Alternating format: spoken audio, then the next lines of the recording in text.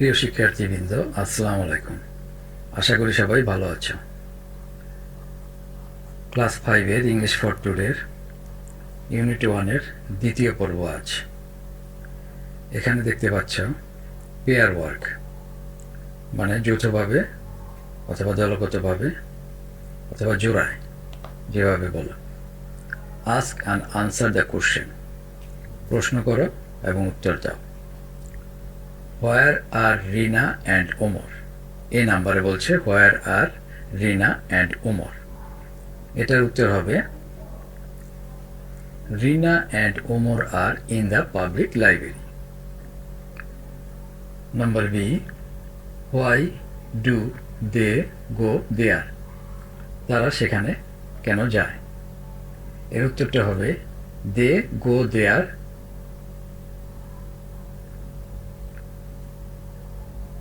Two read books. যেখানে দেওয়া আছে they have come to the library to read books, এভাবে পুরো লাইনটা উঠাই দিলে উত্তর হবে না। উত্তর হবে they go to the library to read books, এটাই হবে সঠিক। They go to the library to read books, তারা গ্রন্থাগারে যায় বই পড়তে। Number C, who is the new person there, সেখানে নতুন কে এসেছে? এর উত্তর হবে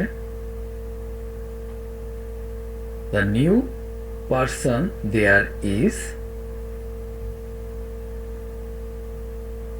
এ girl named Rupa.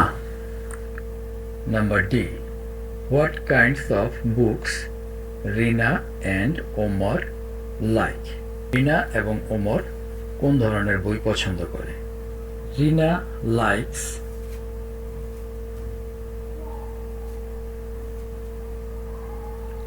science fiction books and Omar likes biographies books.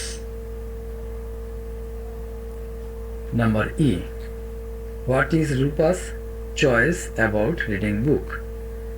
রূপা কোন ধরনের বই পড়তে পছন্দ করে? এর উত্তর হবে রূপা's choice about reading book is story book, অথবা Rupa loves to read story books. Language focus, stressed syllables, ভাষার দিকে নজর দেওয়া, জোর দিয়ে পড়ার অক্ষরগুলো, stressed syllables. Look at the words used in the dialogue. ডায়লগের মধ্যে অথবা বর্ণনায় শব্দগুলোর লক্ষ্য করো। নেইবারহুড অর্থাৎ পাড়া অথবা মহল্লা। টুমরো আগামীকাল। এনজয় উপভোগ করা। ফেমাস বিখ্যাত। বায়োগ্রাফিস জীবনী। ফিকশন কল্পকাহিনী। ওয়ান্ডারফুল চমৎকার। হোপফুলি আশাবাদী। সাম syllables R straight when you say the words, কিছু অক্ষর জোরে উচ্চারিত হয় যখন তুমি শব্দগুলো বলো। The stressed syllables are marked in capital letters below. জোর দিয়ে বলা অক্ষরগুলো নিম্নে বড় হাতের অক্ষরে দেওয়া হয়েছে। Now এখন say the words aloud, শব্দগুলো জোরে বলো।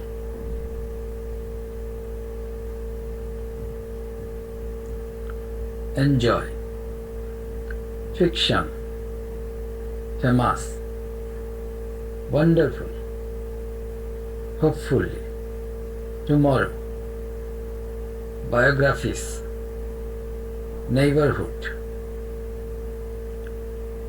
Clap your hands when you say the stressed syllables.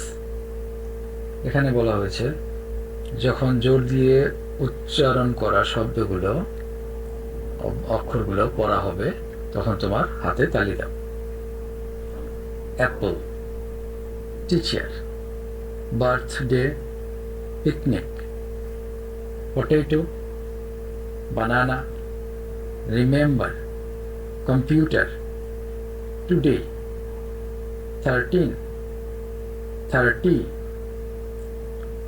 decide. Language focus, stressed words. When we speak, we often say some words in a sentence a little louder or with more emphasis.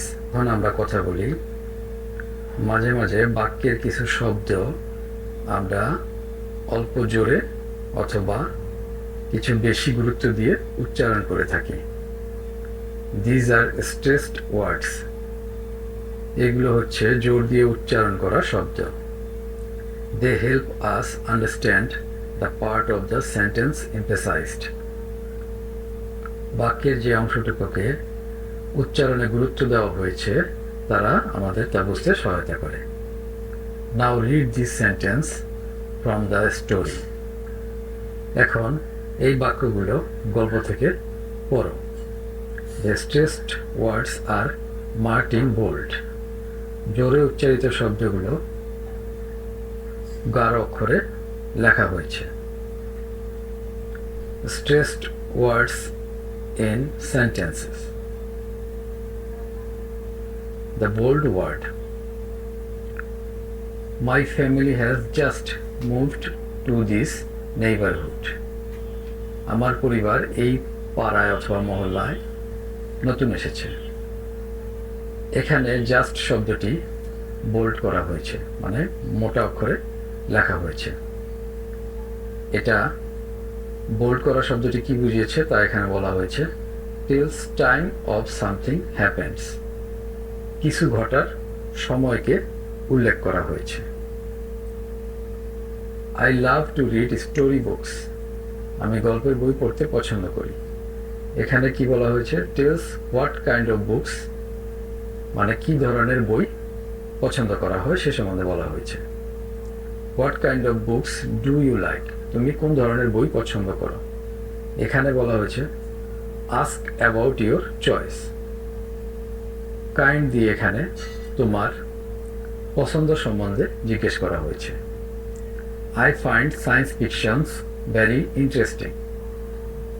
আমি বৈজ্ঞানিক কল্পকাহিনীতে খুব মজা পাই।